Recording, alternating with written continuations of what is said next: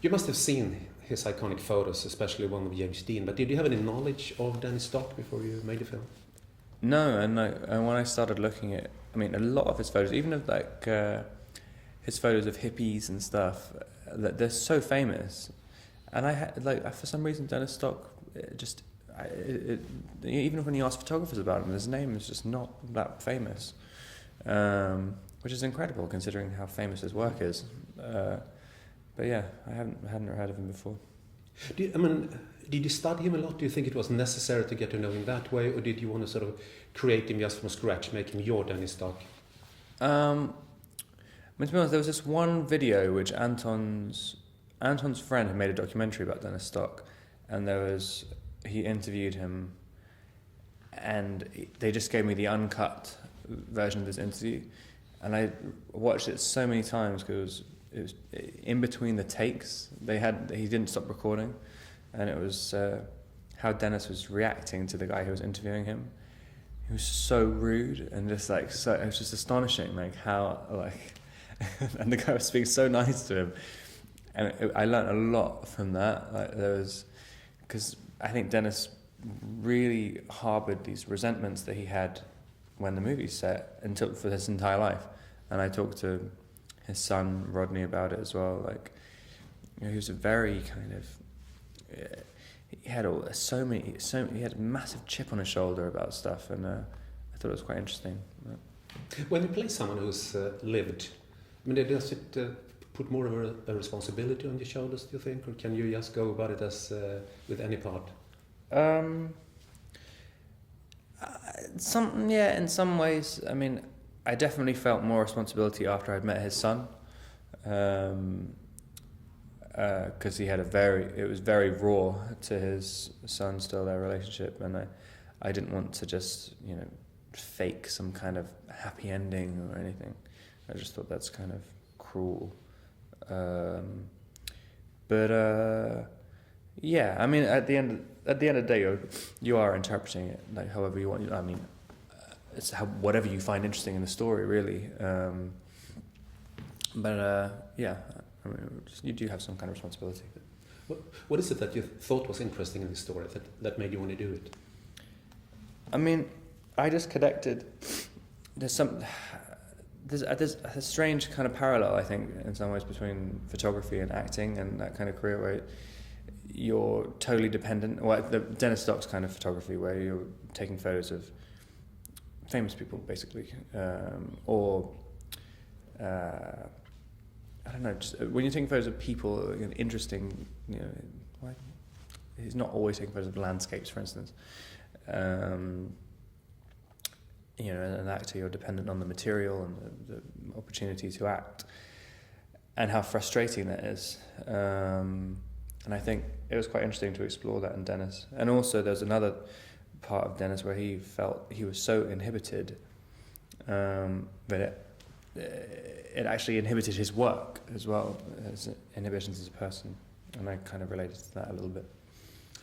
Some photographer friends of mine are very sensitive to how people who play photographers on films treat the camera. Mm-hmm.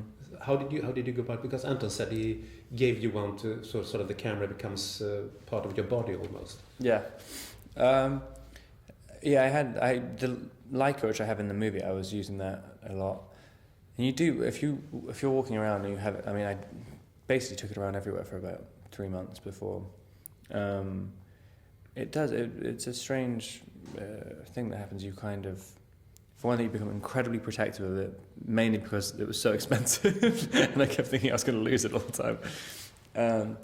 But it also gives you a kind of strange power trip. You have purpose walking into anywhere in the world, and I sort of understood why Dennis was.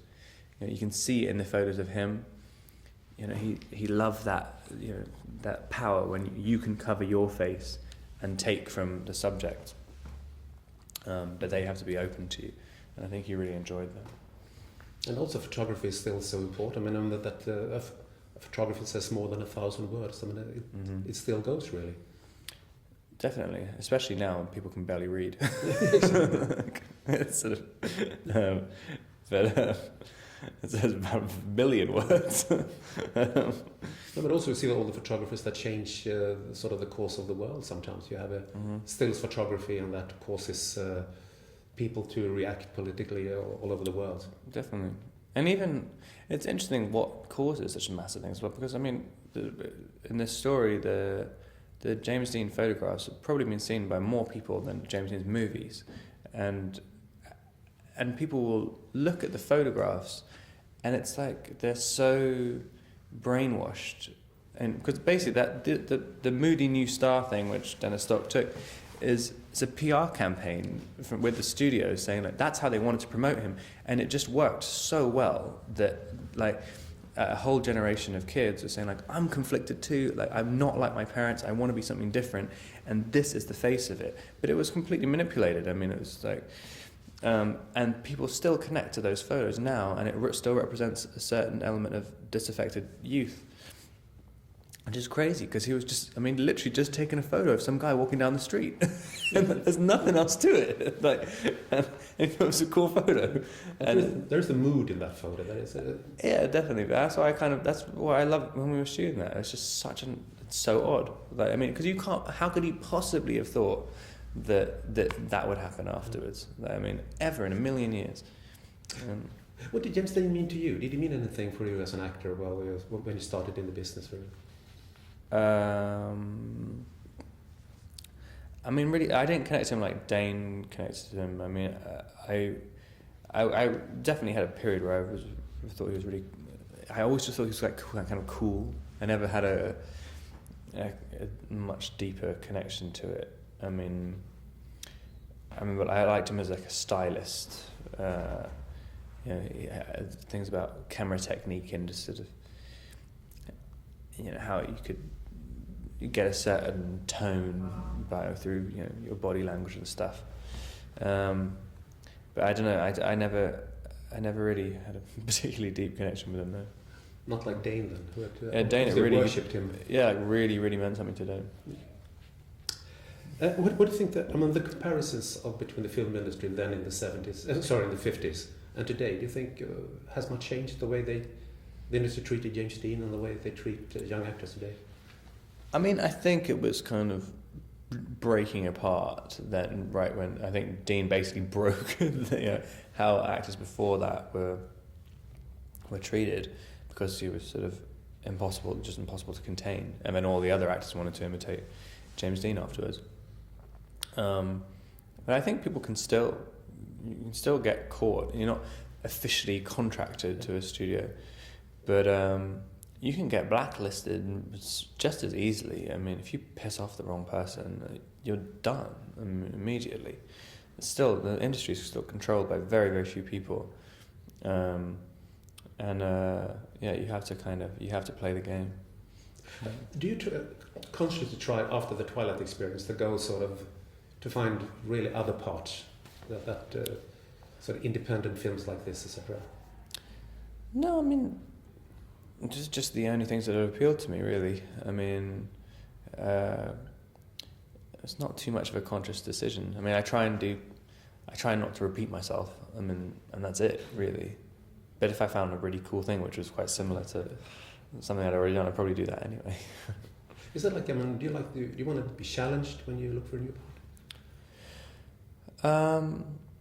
Yeah, and I kind of, you know, you hope that doing something will allow you to learn something new about yourself and you know, see where your boundaries are, and hopefully make you more confident and bring something into your reality afterwards.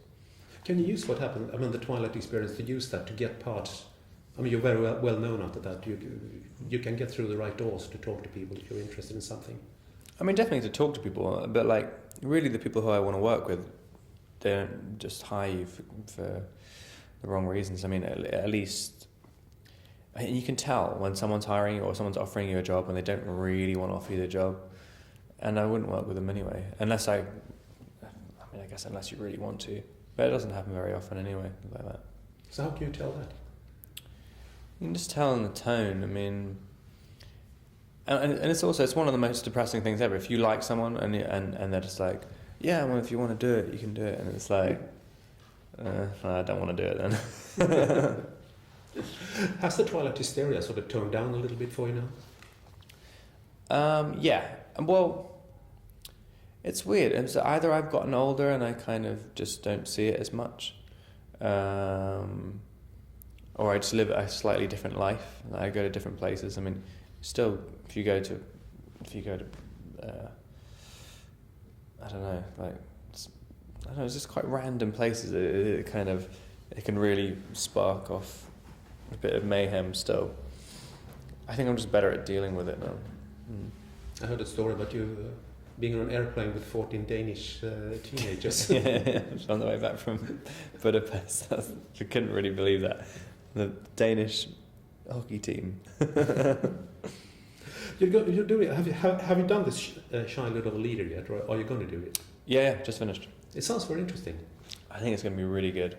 It's a kind of. That's why I was thinking this year. Everything I'm trying to do is, like, really. I mean, extremely challenging to an audience. You know, they're kind of, but like not inaccessible, but just. It's like, I mean, Childhood of a Leader is basically a strange kind of thriller, but it's or like a horror movie, but it's about, but there's nothing supernatural particularly about it, and it's a 7-year-old boy who's the lead, but I don't know, Brady has just got a great tone on it. I've never seen anything like it, and the soundtrack's going to be amazing. It's incredibly beautifully shot and stuff. And the beard, that's for a film you're shooting right now, is it? That was for Child of a Leader. I literally finished like 2 days ago. Oh, I see. Yeah. Are you located in America or England now, or is it between both? Sort of between both, yeah. I've been in London for a few months and going back to LA in a few weeks, I think. Thank you very much. Thanks a lot. Thanks.